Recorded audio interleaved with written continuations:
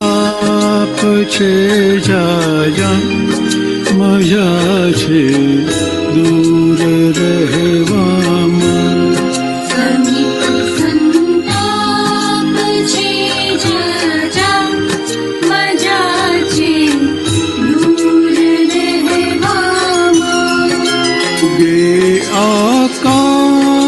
આકાશમાં ભાનું કમળનું મુખડું મલકે રવિને ભેટવા કરતા મજા છે દૂર રહેવામાં. ક્ષમા પાસે જઈ અડતા બળી મરશું ને ઉકળશું. પતંગા સમજે તો કેજો મજા છે દૂર રહેવામાં. સુગંધી વાયુ લહેરાતા મધુકર મોહના કરજો. સુમના વેદ ખાનાથી મજા છે દૂર રહેવામાં. જ્યાં બીન મીઠું ત્યાં હરણ તું પાસ ના જાતું. વિંધાવું બાણથી મરતા મજા છે દૂર રહેવામાં. અતિ પરિચયથી અવગણ પૂજો આ સદગુરુ સંજ્ઞા. મરમ વિતરાગ સમજે છે મજા છે દૂર રહેવામાં.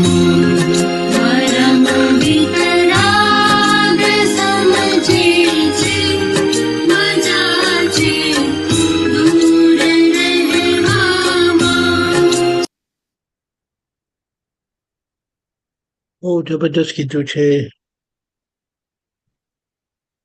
આ લગ્ન પણ કર્યા છે ને તો કઈ તમારે એકબીજા ઉપર કઈ હક નથી કે હક ખરો કે નહીં? જેટલો હક મનાય છે ને ત્યાં ભૂલ છે. અને જો હક હોત ખરેખર પ્રિન્સિપલી સિદ્ધાંત રૂપે જો હક હોત તો ત્યારે કોઈ વાંધો જ ના આવત. પણ જેટલો હક જતાવીએ છીએ તેટલું વિરોધ આવે છે. કોઈ રાઈટ નથી. આ સંબંધથી જોડાયા જે પણ સંબંધ છે ત્યાં આપણી ઓનરશિપ કેટલી વિચારો તમે. હાર્દિકમાં હશે છે ઓનરશિપ લઈ લેવાય છે નહીં. એટલે જ ઓનરશિપ વગર ખરેખર જીવવાનું છે. પણ એ ઓનરશિપ ક્યાં છે, કેવી રીતે છે, અને ઓનરશિપ વગરનું જીવન કેવી રીતે? ઓનરશિપ વગરનું જીવન એટલે મુક્ત જીવન. બોલો, એક જ મિનિટ.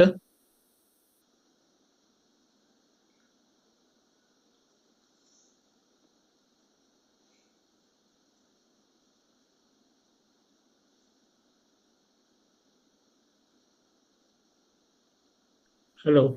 હા, એટલે બિલકુલ હક નથી, ખાલી માની લીધેલો છે અને એના લીધે જ બધા ઝઘડા પણ થાય છે.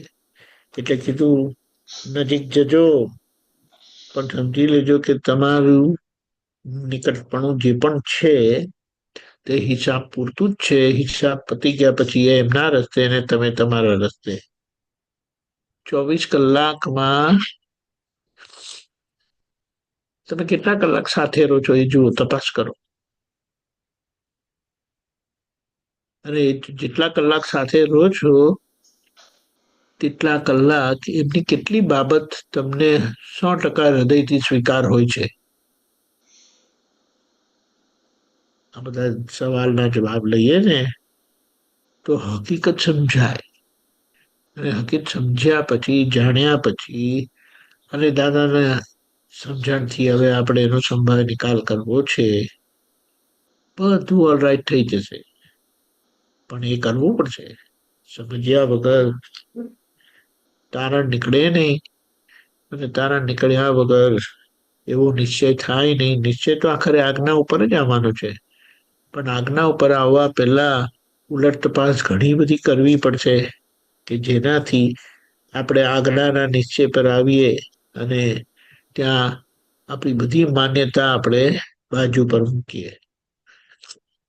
એટલે કે મજા છે દૂર રહેવામાં, નિકટ હોવા ઘણી બધી. જો આમાં આપણે શું કહીએ, લગ્ન પહેલા મળતા હતા તો ઘણી બધી વસ્તુ ખબર નહોતી. એને એમ કહીએ કે દાદા પાસે અમે બધા આપતપુત્રો ભેગા થતા હતા અને ત્યારે આપતપુત્રો માટે બહુ ભાવ થતો હતો, અને હતો પણ ત્યારે એવો. હવે અહીંયા નજીક રહેતા થયા એટલે ઘણા બધાની પ્રકૃતિ ખબર પડવા માંડી, તો માથાકૂટ થવા માંડી. હવે એને શું કહેવાય, દૂર રહીને આકર્ષણ થયું, જે તે રસ્તે આકર્ષણ, કલ્યાણના હેતુએ કરીને પણ આકર્ષાયા. હવે નજીક આવ્યા ને તો નજીક આવ્યા, પણ દૂરી બનાવી રાખીને પ્રગતિ કરવી પડશે, ને તો જ પ્રગતિ પણ થશે. અને જે દૂરી નહીં થાય એટલે દેખાયેલું અણદેખું નહીં કરો, જાણેલું અજાણ નહીં થાવ, તો તમને વાંધા જ આવશે, ઝઘડા જ થશે, માથાકૂટ જ થશે, કચકચ થશે, મન બગડશે, વાણી બગડશે, વ્યવહાર બગડશે. તો એને શું કહીએ કે તમે દૂર હતા ત્યારે આ હતું નહીં? તો કે હતું, પણ તમને ખબર નહોતી. હવે ખબર પડી તો ખબર પડીને જ્ઞાનના પ્રયોગથી આપણે અસરમુક્ત રહેવાનું છે. એટલે જાણીને અજાણ રહેવું એ બહુ મોટો પુરુષાર્થ છે. એટલે જાણવા માટે નિકટતા જોઈએ અને અજાણ રહેવા માટે દૂરી જોઈએ. ખબર? દાદા તો કમાલના છે. એટલે જાણીને અજાણ રહેવું એટલે ખબર બી પડે, અને જ્ઞાનથી જો આપણે કહીએ પૂતગલ અને આત્મા કેટલા નજીક છે,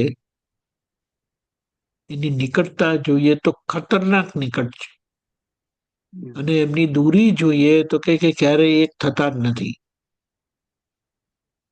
હવે આ બંને એક્સ્ટ્રીમ છે, અતિ નિકટ છે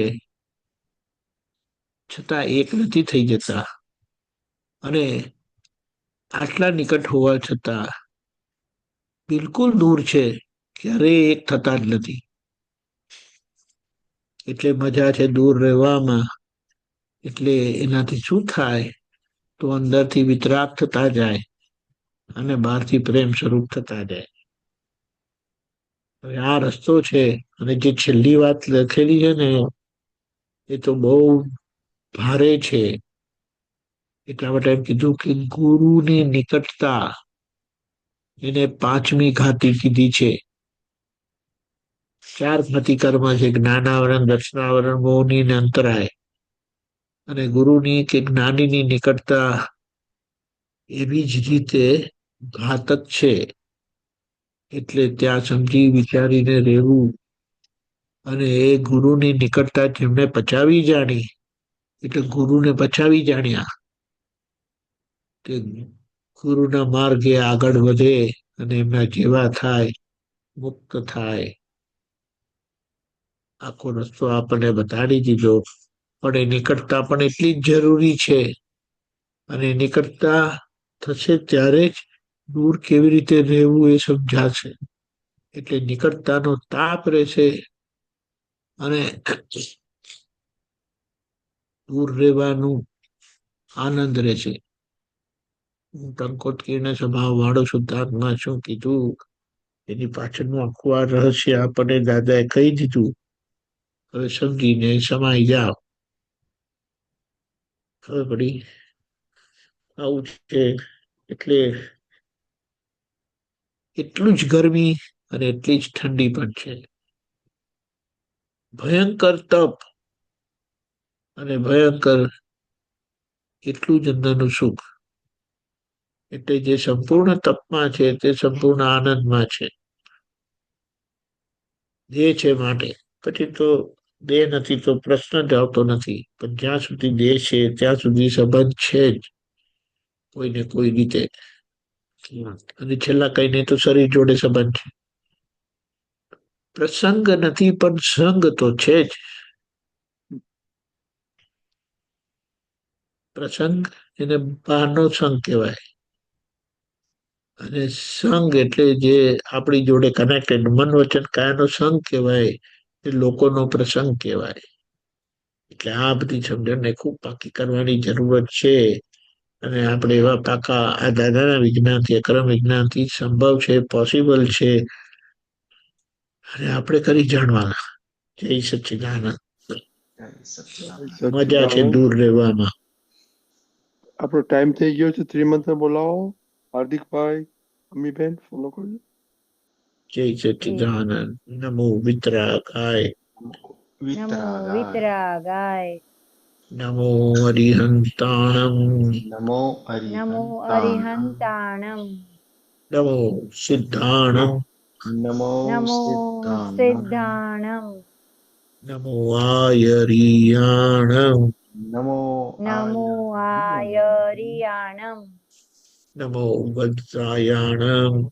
નમો ઉવજ્જાયાણમ. નમો લોય સવસાહુણમ. નમો નમો લોય સવ સાહુણમ. એસો પંચ નમકારો. એસો એસો પંચ નમુકારો. સૌ પાપ પ્રણાશણો. સવ પાવપણાસણો. મંગલાણમ ચ સવેસિમ.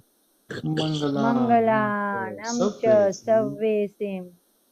પડમમ હવૈ મંગલમ. પડમં હવૈ મંગલમ. ઓમ નમો ભગવતે વાસુદેવાય. ઓમ નમો ઓમ નમો ભગવતે વાસુદેવાય. ઓમ નમઃ શિવાય. ઓમ ઓમ નમઃ નમઃ શિવાય. જય સચ્ચિદાનંદ. જય જય સચ્ચિદાનંદ. સચ્ચિદાનંદ. જય સચ્ચિદાનંદ.